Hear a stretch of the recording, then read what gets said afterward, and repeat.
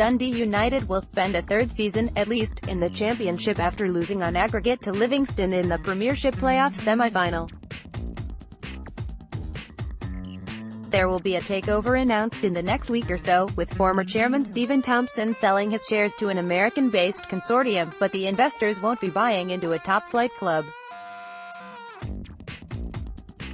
United lost an early goal at the Tony Macaroni Arena, just like they did on Monday at Tannadice, with Alan Lithgow on target with a header after just 6 minutes. They grabbed a wonderful equalizer on 21 minutes through Scott Fraser, but it wasn't enough. The 1-1 draw meant the West Lothian men went through thanks to their 3-2 victory in the first leg and will face either Partick Thistle or Ross County, while the rebuilding job will begin for the Tangerines under, it appears, boss Saba Laszlo. The result brought an end to what has, at times, been a season from hell, with some terrible results that have had you reaching for the record books. The United support deserve better, and now we will all have to wait and see if they can finally build a team capable of getting out of this division. Tangerines made 2 changes to the team that kicked off the first leg. With captain Willow Flood suspended, there was space in the middle of the park for Grant Gillespie. At the back, out dropped left-back Jamie Robson and in came centre-back Mark Durnan. That meant a sideways move for skipper for the night Stuart Murdoch from the middle to left, and confirmed that Bilal Mosni had recovered from his groin injury in time. Once again, the United fans rallied behind their side and appeared to outnumber the home support. The teams were fighting for the right to face either Partick Thistle or Ross County in the final. The DJ was playing "The Only Way Is Up" by Yaz before kickoff. An even louder din, though, came from the crowd as the players emerged from the tunnel. United were on the attack on 2 minutes, but Anthony Ralston appeared to be impeded as he tried to run up the right wing. Scott McDonald was then able to shoot from inside the home box, but the strike was blocked. Despite that early promise, though, the Tannadice men fell behind on 6 minutes.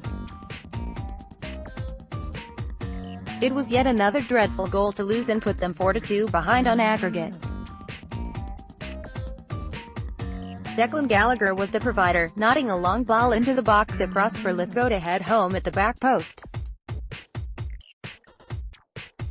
It would now require a serious effort on United's part to get back into the tie, and their defending wasn't helping, with the Mosni attempted clearance on 15 minutes flying up into the air and no United player able to get the ball out of the box before keeper Harry Lewis finally clutched it. They were on the attack a couple of minutes later, however, and first McDonald then Gillespie had efforts blocked. Great setup play by Gillespie set Billy King free up the left flank, but his cross was overhit and a decent opportunity was squandered. The pressure was mounting on Livi now, and it was a deserved equalizer that came from the magic boot of Fraser on 21 minutes after he was found by a McDonald pass. It was a lovely piece of skill from the midfielder that saw him twist and turn inside the area before firing a low, left-foot shot into the far corner. On 25 minutes, Sam Stanton went down in the box after being challenged by Josh Mullin, but ref Robertson waved play on. Ralston should have done better on the half-hour when he ran unhindered into the box, but his cutback was poor. Copyright SNS United chairman Mike Martin in the stands. Former Tannadice striker Lee Miller was the first player booked a minute later for a foul on Mosni, then United's Mark Durnan followed him seconds later. A dangerous corner came in from Fraser 3 minutes before the break, but the referee spotted a foul on goalie Neil Alexander and it was a let-off for Livi. United's Ralston was the next to get a yellow card for pulling back Mullin as Livi broke forward just before halftime. The visitors survived a real scare just 2 minutes after the turnaround when Scott Pittman raced clear of their static defense and his shot rattled the post with Lewis beaten. Livi sub Stephen Thompson tried to convert the rebound but the Tangerines held on. King then had a go for United with a low drive with 54 minutes on the clock, but it was deflected away for a corner that came to nothing before home player Sean Byrne was booked for a foul on Mosney. With the match reaching the hour mark, Thomas Michelsen had first a shot blocked, then a header wide as the away side continued to do most of the pressing. Some brilliant play in the middle of the park from Fraser led to King finding space, but his shot was pushed away for a corner by Alexander. Livingston sub Thompson received a caution for taking down Fraser near the halfway line, then McDonald was booked for fouling Thompson. The United fans were shouting for sub Paul McMullen to be brought on, but it was Matty Smith who appeared on the touchline to replace Michelsen on 76 minutes. King had a snapshot saved by Alexander seconds later, then the keeper also denied Durnan as United pushed and pushed. McMullen finally came on for Gillespie on 83 minutes, with both sets of players looking tired going into the closing stages. It could have been worse for United with 2 minutes to go when Nicky Cadden crashed a shot off the Tangerines' bar.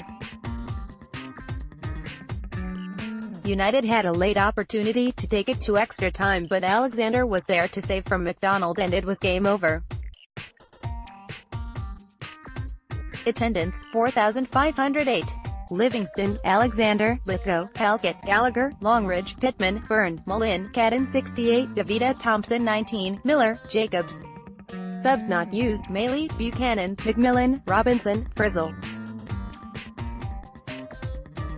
Dundee United, Lewis, Murdoch, Durnan, McDonald, Michelsen, Smith 76, Fraser, King, Stanton, Gillespie, McMullen 83, Ralston, Mosney. Subs not used, Donaldson, Scobie, Edjangale, Slater, Robson. Referee, Don Robertson.